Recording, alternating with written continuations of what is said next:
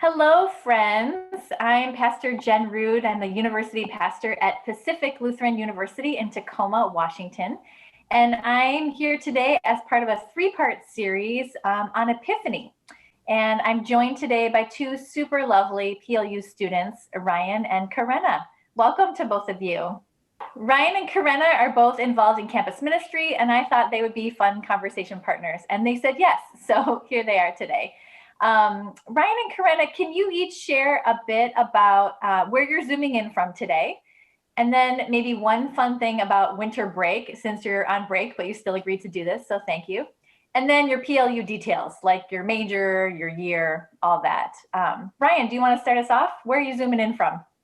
Yeah, sure. I'm zooming in from Bremerton, Washington. It's about hour-ish away from PLU, depending on traffic and how much you speed.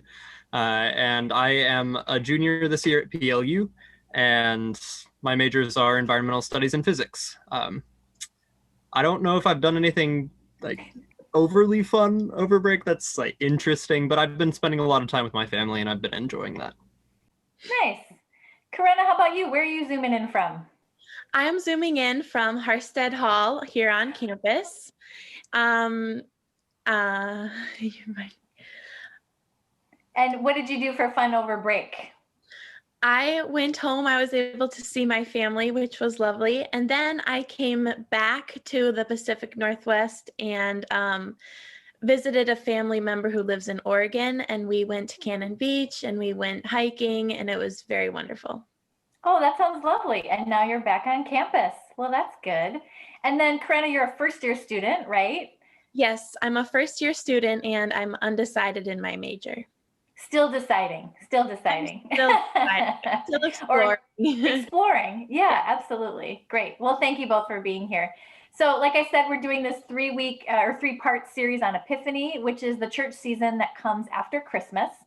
And Epiphany is the season that explores the many ways that God reveals Godself in the world. And it's this season of illumination and discovery and revelation. So I'm hoping we can kind of use this lens of Epiphany to think about issues in our world and also connections with your lives. So we're starting 2021. We're a couple weeks into it, almost a year in the midst of a global pandemic, an amplified season of racial violence and political polarization and violence. We've been talking a lot about what's revealed during this time, maybe things that we couldn't or we didn't see before. So I'm wondering for each of you, what has been revealed to you during this time? Maybe in terms of your individual self, but also maybe on a bigger society level or in the greater community. Ryan, do you want to start us off? What's been revealed to you during this time? On the personal level, just the importance of rest. And I hadn't realized, well, I had kind of realized how like head tilt we were going, just with the pace of everything last semester, or even just over the summer, when everything was still new with the pandemic. And this time of rest, extended because we have about a month off now, has been really good for me, I should say. And just, it's been good to slow down and just not go through the motions anymore, to be intentional about things. And it's been a good refresher. And I don't know if I'm refreshed enough to go back to school yet. I'll have to be eventually, but I've been toying with that idea of how can I take this idea of rest into 2021 and just this next semester ahead of me. Yeah, this idea of like the rhythms of work and rest. So instead of, I feel like what a lot of us do is just like blitz it out and then crash and then lay down on the ground for 2 weeks or whatever. And this idea of like, how do we have like the rhythm of work and rest, which is really about Sabbath, which is a spiritual practice. Yeah. Thanks, Ryan. What else, what's been revealed to you kind of on a larger societal level? Anything you've noticed or seen that maybe you didn't before?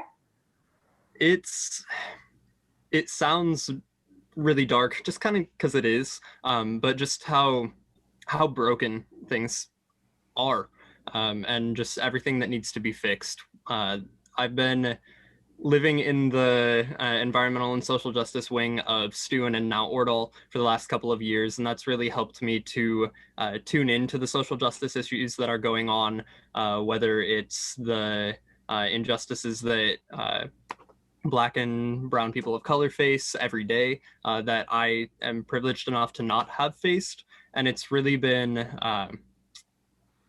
eye-opening and enlightening in the last few months, especially in the wake of Ahmaud Arbery's murder, and the killing of George Floyd, and the shooting of Jacob Blake, whose shooter hasn't been charged. And it's a good word for it, charged, because it's created this charged atmosphere, which I think is really good if we can channel it into creating positive change. But it's one of those realizations that I've had in the last couple of years, that I need to be more vocal and more active, because it's a role that I need to play. It's a role we all need to play. And it's been good to see other people speaking up on it. But now it's our time. Now it's my time. It's everybody's time. Yeah. Yeah. I mean, you really speak to, Ryan, like revelation, this sort of epiphany is not always a pleasant experience. Like what can be revealed is, like you said, the brokenness. But then also, once it's revealed, there's this sense of like, okay, we know what we're working with here. And like you said, we can step up and claim our voice and our activism. So yeah, thank you, Ryan. How about you, Carenna? What's been revealed to you in this time? Yeah, so regarding the issues that Ryan was talking about and issues that I really care about, I used to feel really powerless. I didn't know where I could be helpful, and not being able to vote in the last presidential election, sometimes I didn't feel like my voice mattered in the world. Now, having voted in the 2020, I feel like God revealed to me where I fit in making a change. And I'm excited to bring that revelation into 2021, now that I kind of see where I fit, to actually act on that. Mm-hmm. Yeah. Where do you feel like you are fitting? I don't know. It's kind of more of a personal feeling of, I guess, I don't really know how to explain it. Yeah, that's okay. That's okay. You're still figuring that out, but sort of claiming a sense of like, I do have a role in this. I do have a place. I do fit. Still figuring out kind of what that looks like. So college, right? University time is really what we hope is this time of discovery, this time of new ideas, of stretching your heart and your mind.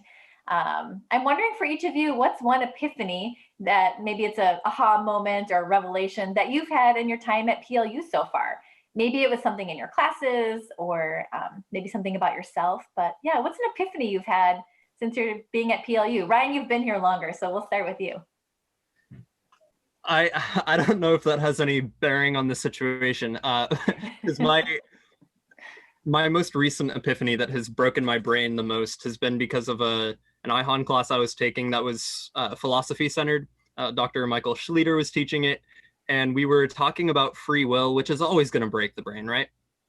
And you read from some modern-ish philosopher, Sam Harris, about he doesn't think humans have free will.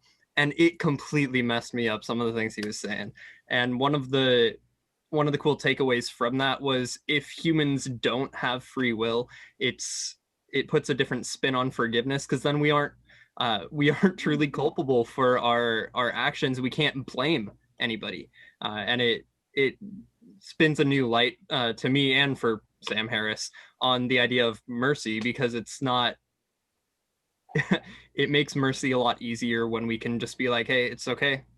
You're a product. You're just responding to these termination of causalities and everything. So it's not you. You're good. You're like, it gives Wow. forgiveness, which I think was really cool. And I still don't necessarily know what to think in terms of free will, but it made me rethink how I think of just forgiveness in general. And it's been really cool to just parse through those thoughts. Yeah, breaking your brain. Yeah, my brain right now is like, whoa, because there is, yeah, like being able to forgive people more easily, that feels like a positive. But the idea that you can't hold people accountable for their actions, like that's horrifying. Yeah, I And don't I like. like, Yeah. yeah.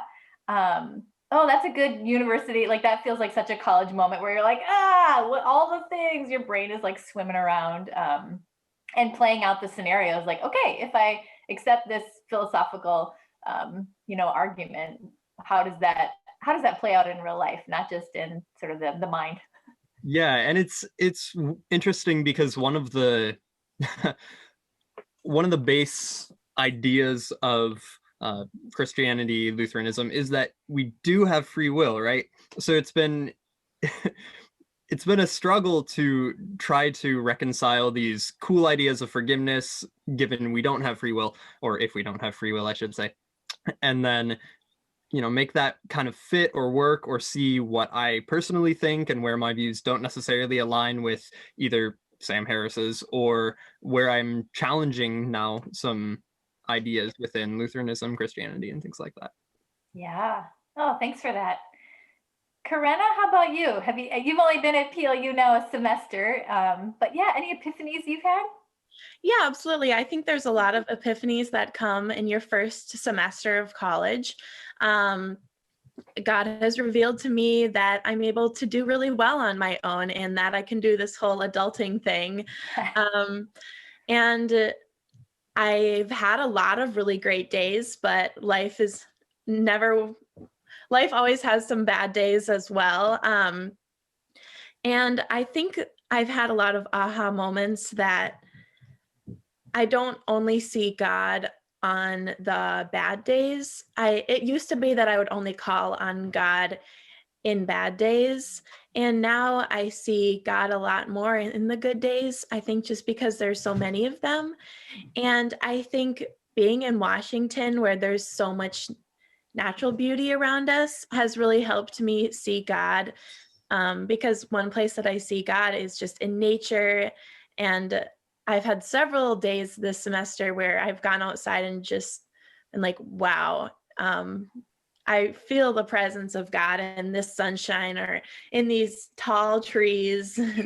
Oh, that's so true. Yeah, it's pretty dark in the morning still. So I was out for a run with my little headlamp because it was dark out. And it was one of those days where it finally wasn't pouring rain.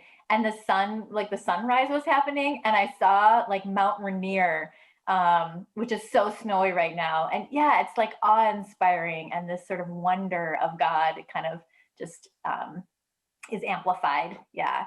Also, Carenna, I mean, you're a first year student, but you like are already, from my perspective, like super plugged into campus. And this is during a pandemic. Like you have taken the initiative to like meet people and get involved like in campus ministry and other things. And I think like that's commendable because it can be hard to do that in general, but definitely during a pandemic. So I'm glad you're back and even on campus now for another semester. Yeah, thanks. Yeah. You both have kind of talked about this a little bit, but like as I mentioned in the beginning, Epiphany is really ultimately about how God comes to God's people. So I'm wondering for each of you, how is God showing up in your life these days? Like Carenna was saying, it is sometimes difficult to um, notice God, I suppose, when things are going okay, and to like pray when things are going okay, because you're like, oh, things are okay. I'm not worried about anything. And then when stuff starts hitting the fan, you think, oh, now might be a good time to pray. So it's always I fall into that so much. I fall into that, and it's something that I aspire to be better at. But there are so many other things that I aspire to be better at that it just kind of gets pushed to the side more often than I care to admit. So a lot of the times I see God popping up when my friends are going through something that's difficult, and they come out on the other side. They come out stronger, and or maybe not stronger, but with something in their head that helps them succeed the next time, if it's a test that they bombed or something, or a test that I bombed if I'm my friend. But My friend. yeah, the classic tour guide, my friend. But yeah, I see God when a lot of the time I see God in my friends when they're not only when they're going through their struggles, or myself when I'm going through struggles, but I see God helping us through those struggles. I see God in when we come out on the other side, in the light on the other side, at the end of the tunnel, if you will. And it's nice knowing that God's not just there in the times of struggle, but also is, you know, clapping at the end of the race, at the end of the finish line, if there is a finish line ever in life. But yeah, Yeah. I see God in that. I love that idea of God clapping, like, you made it. And now you have some learning for next time. Yeah. Yeah. How about you, Carenna? Where are you seeing God these days in your life? Yeah, I completely agree with you, Ryan. I'm seeing God a lot in the people around me. When I was in Minnesota, just my family and friends there are always there for me no matter where I am in the country. And then coming out to this area, I have been able to see a family member who I usually only was able to see every few years. Now I'm getting a lot closer with him, and I'm really, really grateful for that. Yeah, that's great. And even getting some hiking in. Is this your Oregon relative? Yes, Yeah. and seeing this family member and seeing the nature places that we visited, I saw God in all of that. Yeah, thank you both. This has been an interesting conversation. I've got lots to think about. It's also just really great to see the both of you since we've been on break. I have missed you. So welcome back. I know you don't quite start till Tuesday in your classes, so enjoy a couple more days off. Yeah, so thanks, Ryan and Carenna. So those of you who are watching or listening, we hope that you will check out our other two Epiphany episodes where I talk with a couple other students and a couple recent alums. So thanks for being with us today. Take care.